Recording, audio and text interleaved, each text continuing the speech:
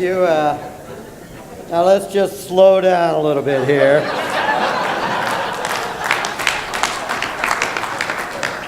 I'm delighted that Wikipedia, after 3 months of having this guy have the nuclear launch codes in Europe, finally figured out that he was a fraud. But I do also want to just take a minute to just explain to you guys what this is. This is called a pencil. And I know probably haven't seen it, and it's used, it was used and still is, to write an ancient script called cursive that's no longer there. The little thing on the end is the undo button. You think of it as the undo button. It's actually the eraser. Let me just first give my disclosures. I was the editor assistant editor at the 7th edition of Shields, and I'm the one of the editors of the 8th edition of Shields, which many of you thankfully are contributing your expert chapters to. I will say that when Mark called me a few months ago to invite me to speak in this session and take the position on the side of traditional textbooks and against wiki books, and when he told me that I was going to face Ara, who's someone I really greatly admire, I really thought I was toast. I mean, there really wasn't any way I was going to do that. You know, I mean, some of my best friends read wiki books, so anyway. But you know, e-reading is really the big thing. It's able to, as Ara mentioned, it's able to store and carry a large number of books, and you can edit it all the time, and you can use hyperlinks and update it instantaneously. You can do all that stuff. So it really, I mean, it came as a complete shock to me that when I actually started looking at the literature and the science behind the Wikibook phenomenon, that it turns out I'm on the right side of this, and I'm going to spend some time just to have you give some thought to sort of what's going on, because there really are a great number, and I'm not going to be able, since he took 5 minutes of my time fixing his computer, I'm not going to be able to go through all of the literature, but there are a lot of very scientifically valid reasons to oppose at least the wholesale conversion of education from printed books to e-books. So let's start with what's wrong with selling the farm to Wikibooks, and then I'd like to go into a little bit about what might be wrong with just e-reading and using that format in general. If you want an excellent review of the different platforms for electronic books, including Wikibooks, I would recommend this paper by Jordan Frith from NC State. And again, I want to emphasize something about Wikibooks. And Wikibooks are written by the same rules as Wikipedia, as Ara mentioned. And this is supposed to be one of the main strengths. The problem is that unlike textbooks that we print, there are really no experts that have been solicited to put anything on Wikipedia and to verify the information. Anybody can put anything on it at any time. Now with Wikipedia, this isn't such a bad thing, because most people, it turns out, when you look at how they use Wikipedia, they look at Wikipedia to kind of get a broad sense of the stuff, and then they go actually find out what the real sources are. But for textbooks, the textbooks are supposed to be the reliable source. They're not supposed to be an evolution of trying to figure out the truth about things. So if you replaced well-edited textbooks written by selected experts with textbooks written by anyone without any editing, you can see that you potentially have a very real problem. Now, most textbooks, as you know, they're written by selected expert authors. They're reviewed by editors. They're reviewed again by a second set of editors. And then they're again cross-checked by the publisher before it ever gets out there. So ask yourself, you know, if you're going to send your resident off to read something, which would you rather have as sort of the definitive source? I guess to put it bluntly, textbooks don't belong in the fiction section. They actually have to be rooted in something that we know right from the start is correct.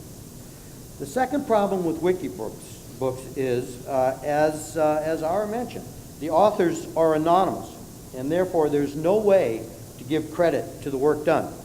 Now, if you survey people who write books and write chapters, it turns out that getting academic credit and getting credit for what you do is a very, very important part of why they do it.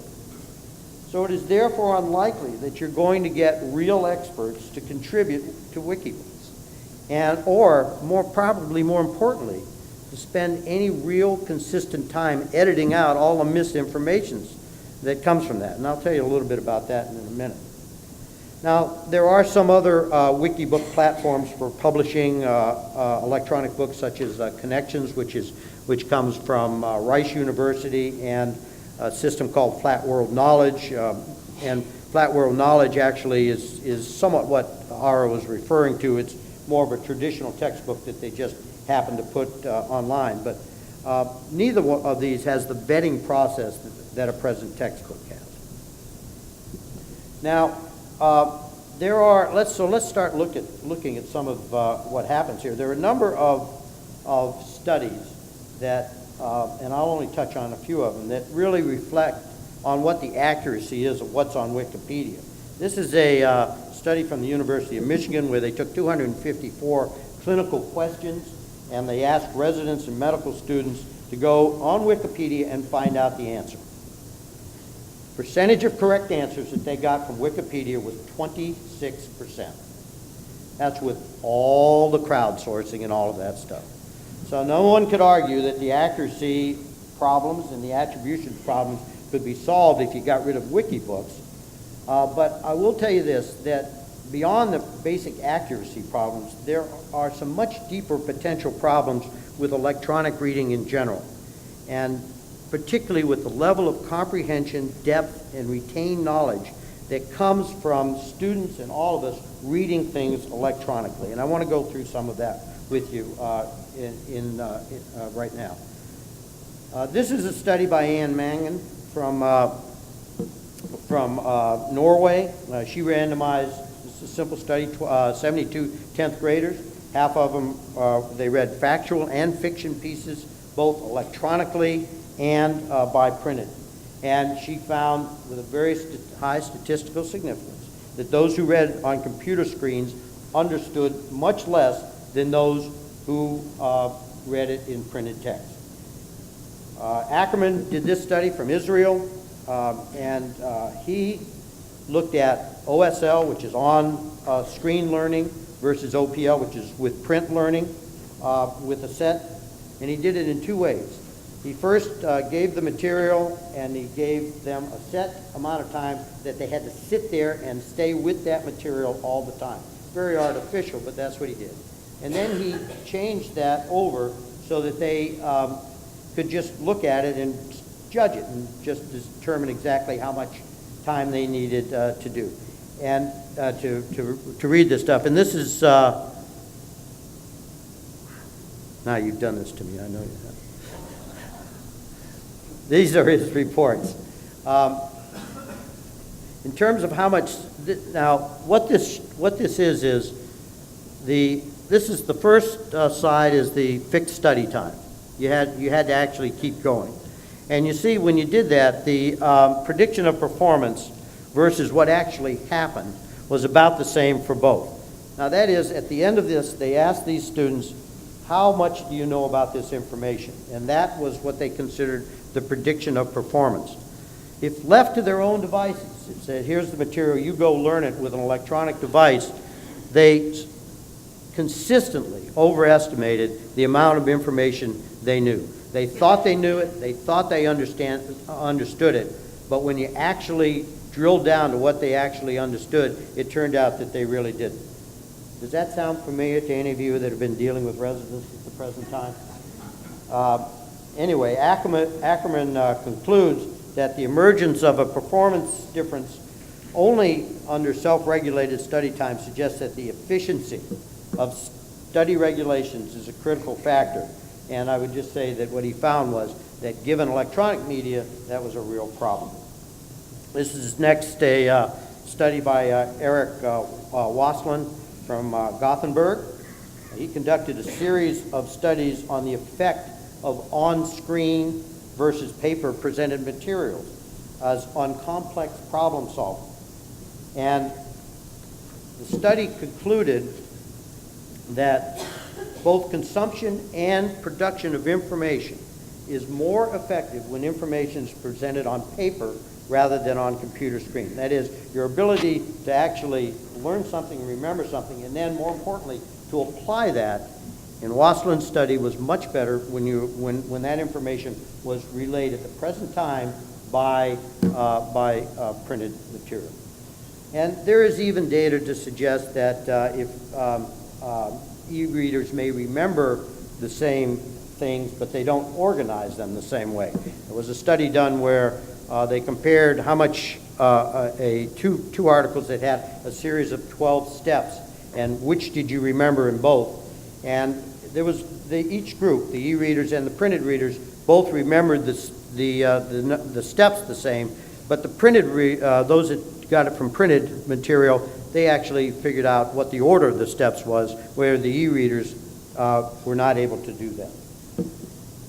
So the question, so it really does seem that knowledge, supposed knowledge that is gained from e-reading may not be as comprehensive as that gained from printed text. So the question is why? I mean, what's the difference? A word's a word, whether it's up there or whether it's in your hand or whatever, if it's on an iPad or an iBook.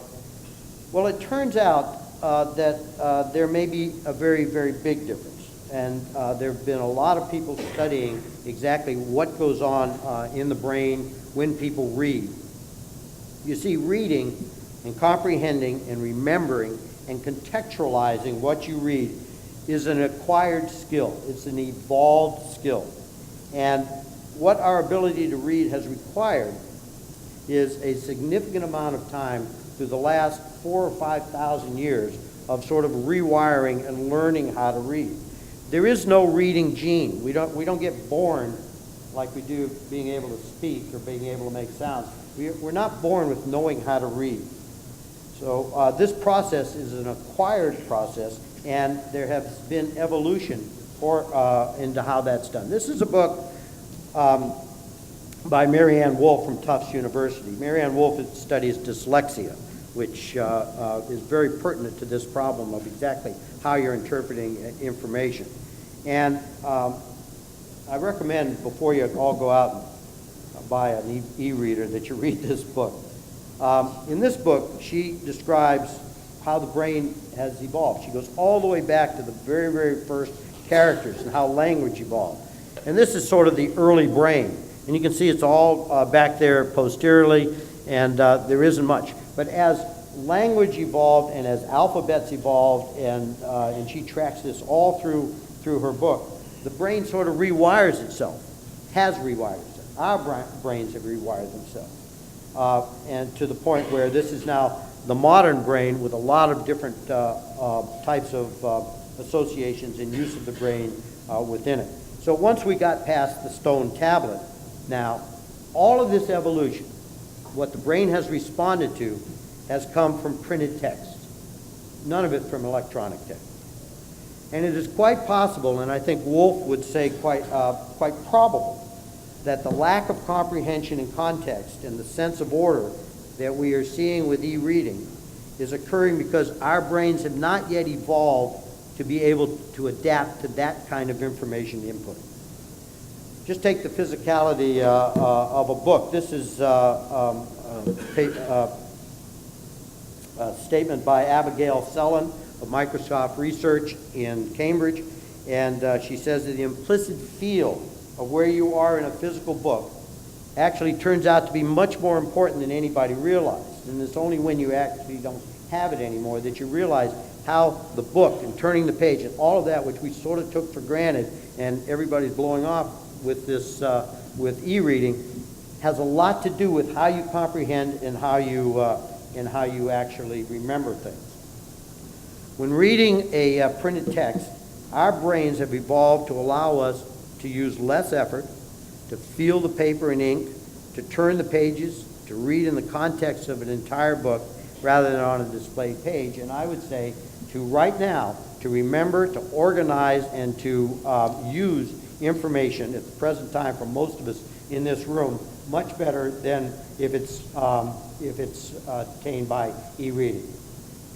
Not to mention that you can write notes in the margins, and you can actually highlight a book, and you might even be able to get it signed somewhere. And I really haven't had time to touch on some of the other things. I will just tell you that when you study people who read with an e-reader prior to going to bed at night, residents and such, whoever, and you look at their performance the next day, it turns out it is far less than if you read by text. And it has to do with the fact that reading an e-reader decreases melatonin levels. It decreases, there's a measured decrease in the amount of time that you spend in deep sleep. So in summary, I think just as the brain has evolved over the last 4 millennia to maximize the comprehension and retention derived from reading words printed on paper, it's probably quite likely that in the next 1,000 years we'll evolve into being able to do it on e-reading. But as I've shown, we're not there yet. And I think it's important to realize that if we're going to educate ourselves and our residents, that we have to kind of go maybe a little slower, and that some of these things that we're actually seeing happen now may be the result of a real lack of understanding of what reading and comprehension is all about. And those of you who do read electronically are aware of this slide. And when that happens to you, I would just show you that all is not lost. You can always go to this particular.